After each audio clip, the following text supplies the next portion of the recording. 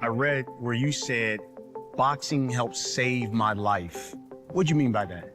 5 of the fighters that I started with, all of them got killed in the streets. And you believe boxing? It definitely saved my life.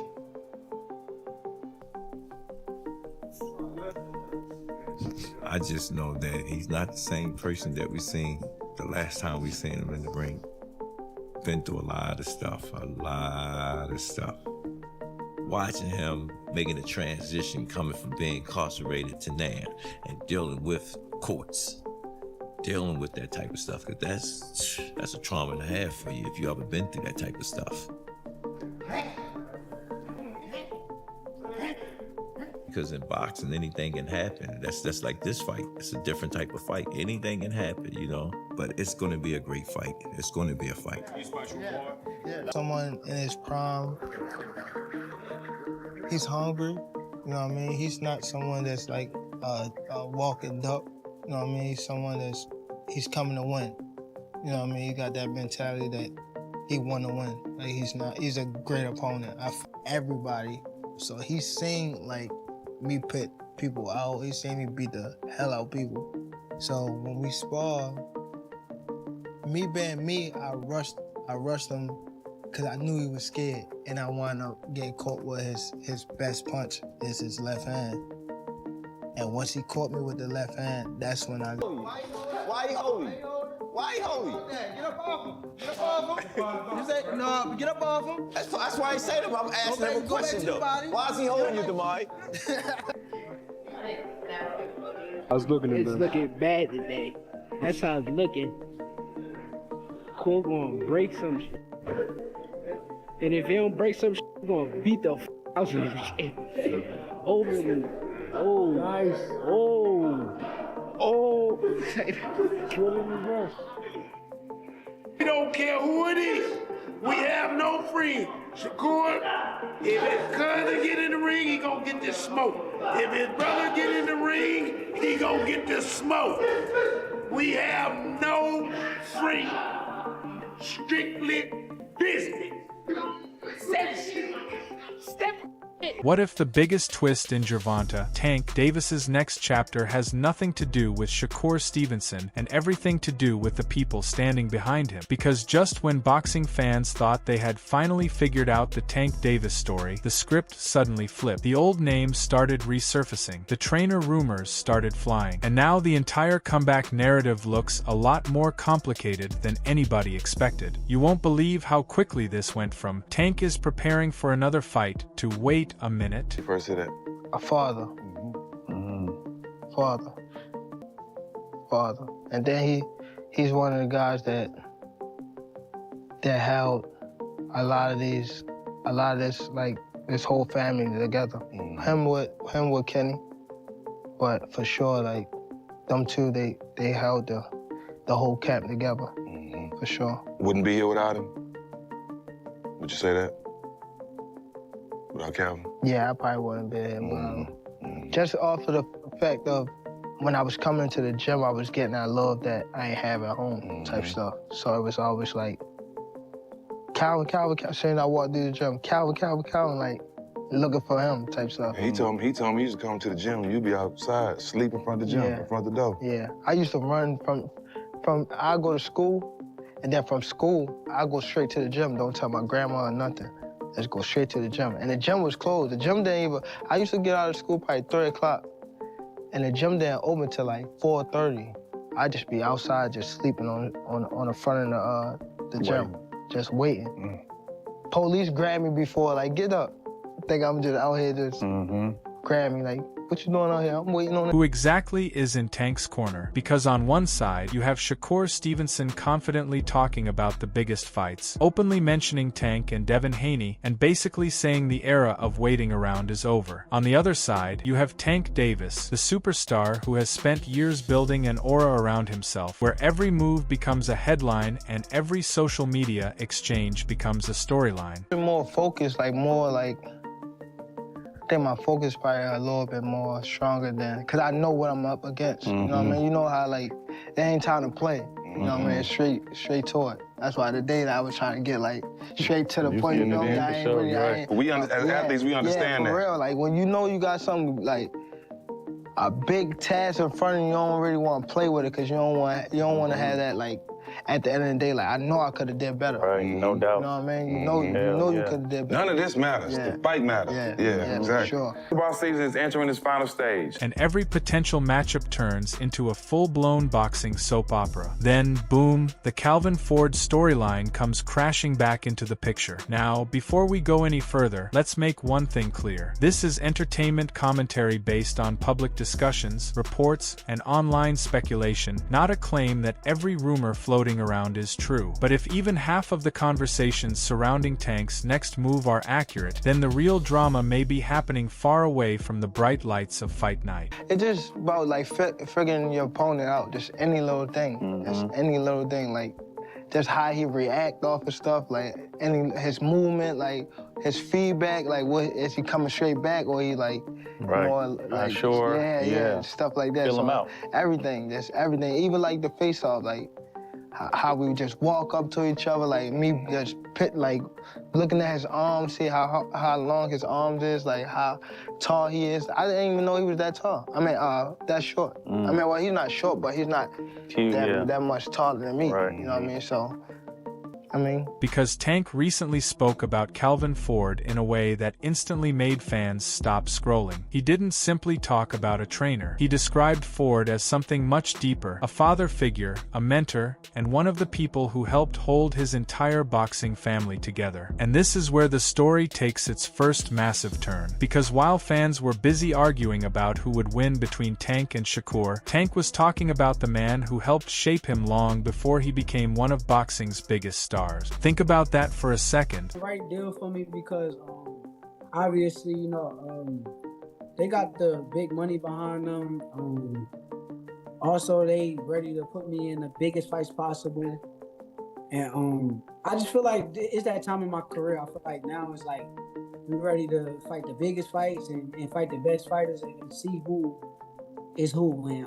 And Hank reportedly remembered going from school straight to the gym, waiting outside before it even opened simply because he wanted to be around boxing. Imagine that. While most kids were heading home, Tank was reportedly sitting outside a locked gym waiting for the doors to open. And according to his own recollections, that gym became more than a place to train. It became a second home. Calvin Ford became more than a coach. Suddenly, the trainer storyline isn't just about tactics, punches, or game plans. It's personal, it's emotional, it's history. We could say that the fights that, the small fry fights that some of the fans want to see, that we claim as big fights, we could say that them fights is with the top ranks of somebody else, but truthfully, the big fights is the big fights that I've been winning for years and years, as in the Devin Haney's and the Gervonta Davis. And Zuffa is in works with Turkey. I think Turkey does the deals with Zuffa and they all align. So all of boxing is under one umbrella, however we want to look at it. We could play as though it's these beefs and these wars, but they all got an answer to the big dog. And when the big dog, he want the biggest and best fights too. So if he want the biggest and best fights, I don't think nothing is going to get in the way of that. Because at first he said he wouldn't fight me. He said he'll never fight me. He don't want me to feed my family, or however he put it. Now I done heard him say on Twitter that he will fight me. So it sounds like his tune is changing. I think, honestly, he may not admit it, but I think he got a lot of respect for me as a fighter, which is why I think he's planning on leaving the game. He plans on fighting me as his last fight on his way out the door. That's why I don't think, like, even right now when you see him like negotiate, he's trying to negotiate with Devin, but has not been no real negotiation with me. So I think maybe like his respect for me as a fighter, you know, like what I've been saying for years. He may not want to admit it. I'm the guy that's going to admit it. We are the two guys that's the best in the sport, and our destinies is calling each other to fight. But then the boxing internet did what the boxing internet always does. It started connecting the dots faster than a detective with a deadline. Because if Tank speaks so warmly about Calvin Ford, why are there reports and online discussions about other trainers being involved? Why are people talking about Jose Benavidez Sr.? Why are analysts debating whether that partnership makes sense? And why does every conversation about Tank's next chapter somehow circle back to the same question? Who is actually guiding the man who wants to conquer the next stage of his career? Shakur Stevenson fight. You know, as more time goes on, it's gonna happen. Yeah, I always sit there and say, fight's gonna happen. You know what I'm saying? Because it's when everything line up, everybody's situated. They're gonna make it happen. They're gonna make it do what it do when it's time to do it. And you're still, I would imagine, confident in Gervonta in that fight. Like I said, how have you seen Shakur get better? To me, Shakur was always better. You know what I'm saying? But again, there's nobody that he's been in front of that really put him through that yet. A testament. Right. So, you know, when I look at certain fights, you know, it's not a threat. You know what I'm saying? But Shakur is Shakur. He's always been Shakur since he was a kid, you know. But again, I haven't seen anything that make me go, oh my God. You know, like they talked about Devin Haney and Shakur, both of them boxers. You know, how that fight gonna unfold. You know what I'm saying? Devin, he's a good boxer, and Shakur is a good boxer. That's a boxing match to be watched. You know what I'm saying? Fake breaking news. Tank's trainer situation becomes the boxing internet's favorite mystery. Okay, maybe that's a little dramatic, but you get the point. The moment another trainer's name enters the conversation, everybody suddenly becomes a boxing detective. Fans start analyzing old interviews, analysts start comparing styles, social media starts replaying clips, and suddenly a potential coaching adjustment becomes a full-blown storyline. Some commentators have even suggested that. It's hard to say. You know what I'm saying? Oh, I can't even say that because Devin Price said it's no threat. It's no threat. It's not like you're going against a puncher. You know what I'm saying? So Devin might take a chance. So it's based on, like I said, it's going to be a good boxing match. Who throw the best shots that night? You know what I'm saying? I ain't got nobody get knocked out that night. You know what I'm saying? But again, we have to wait and see. Do you think it would be like the battle of like maybe IQ and real estate in the ring, right? That's a good question because Devin can box. And Shakur, he's a master at what he does. You know what I'm saying? Like I said again, it's a good matchup for both of them if the fight happens. You know, I like what Bill doing. He's a master at it. I give him this prop. You know what I'm saying? So just hoping to see it happen because it's good for boxing. That's all we need at this state in time, that boxing keep having great matchups because everybody keeps saying since Gervonta, it haven't been exciting to watch. Now, questions are being raised about whether Jose Benavidez Sr. would be the ideal tactical fit for Tank. Others have suggested that a different veteran trainer might suit Davis's style better. Then there's another group saying, hold on, maybe this isn't about tactics at all. Maybe it's about chemistry. Maybe it's about trust. Maybe it's about finding the environment that keeps Tank completely locked in. And that's where the story gets interesting because Shakur Stevenson isn't waiting around for everyone to finish debating. Shakur has reportedly made it clear that he wants the biggest fights possible. Music, he has repeatedly mentioned Tank Davis and Devin Haney as the kinds of matchups he wants. In other words, Shakur isn't presenting himself as someone looking for a quiet afternoon at the office. He's presenting himself as a man who wants the entire division to answer one question. This is now, as you see here, he's going to be working with well-renowned trainer Jose Benavidez Sr., the father and trainer and manager to top 5 pound-for-pound best fighters in the world, 3-division champion, superstar boxer who will be a first ballot Hall of Famer, the Mexican Ecuadorian monster David Benavidez, and the blue chip prospect who was well on his way to superstardom before injuries derailed his career, in Jose Benavidez Jr., whom you may see in the movie Creed, Fort Terrence Crawford, Fort Jamal Charlo.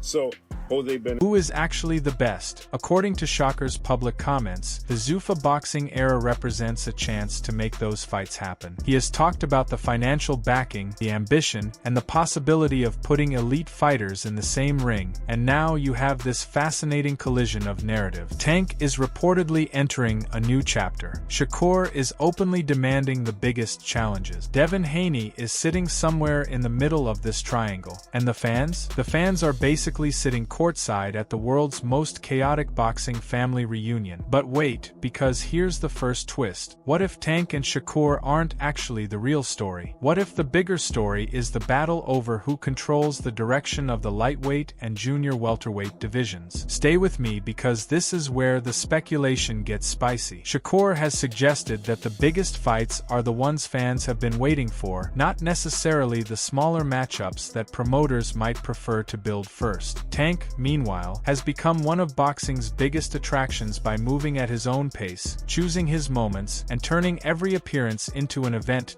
So when these two finally collide, it isn't simply boxer versus boxer. Boxing or more, whatever it's called, that he's gonna train with Jose Benavidez. Yeah. Is that a good fit from a boxing standpoint? Yeah, I don't know. No. I mean, First impression. That's your first impression, right? Could be wrong. I don't. By the way, so okay, how do I say it?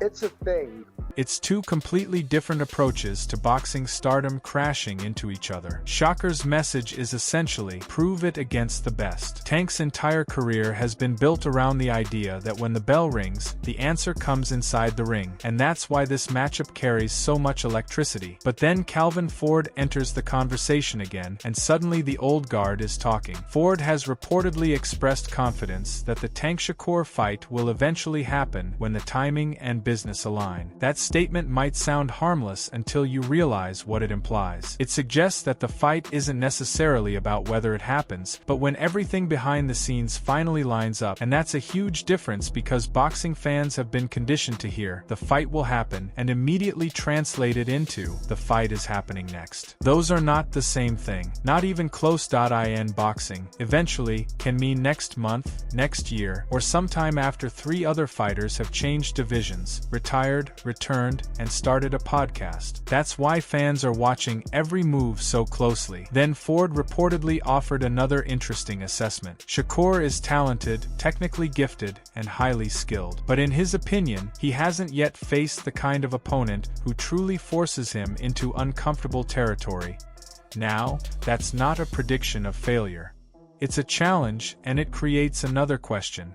What happens when the boxer known for controlling distance meets the fighter known for explosive power? What happens when technical precision meets calculated aggression?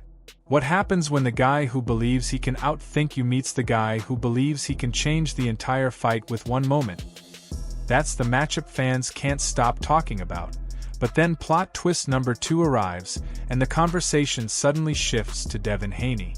Because while Tank and Shakur dominate the headlines, Haney remains a major piece of this puzzle. Shakur has reportedly spoken about wanting that fight as well, and Ford has described a potential Haney-Shakur matchup as a fascinating tactical battle. But here's the strange part. If Shakur is talking about Tank, Haney, and the biggest possible fights, then boxing fans are looking at a three-way collision where every road seems to lead to another superstar. And that's the scary part for everyone involved. Not scary in a dangerous sense, but scary in the boxing sense. The kind of scary that makes you wonder what happens when two elite fighters finally run out of excuses, negotiations, delays, and distractions. Because eventually, if the fight happens, the interviews disappear, the tweets disappear, the rumors disappear, the trainer debates disappear, the social media noise disappears, and there are only two men standing across from each other. Maybe the biggest mystery isn't whether Tank Davis will fight Shakur Stevenson. Maybe the real mystery is which version of Tank Davis will show up when he finally does. The loyal student shaped by Calvin Ford? The evolving fighter influenced by a new coaching philosophy? The superstar determined to silence every doubter? Or something completely different that nobody has seen yet? And if Tank's entire story has been about overcoming obstacles, rebuilding himself, and finding the right people around him, then perhaps the biggest fight isn't just Tank versus Shakur. Perhaps it's Tank versus the expectations that come with being Tank Davis. So now I have to ask you, if the Tank Shakur fight finally happens, do you think a reunion with Calvin Ford, or perhaps a new training partnership, will be the secret ingredient that changes everything? Or are we all looking at the wrong story while the real battle is happening somewhere we can't see? Because in boxing, the loudest headline is rarely the whole story. Sometimes the biggest reveal is the one hiding in plain sight.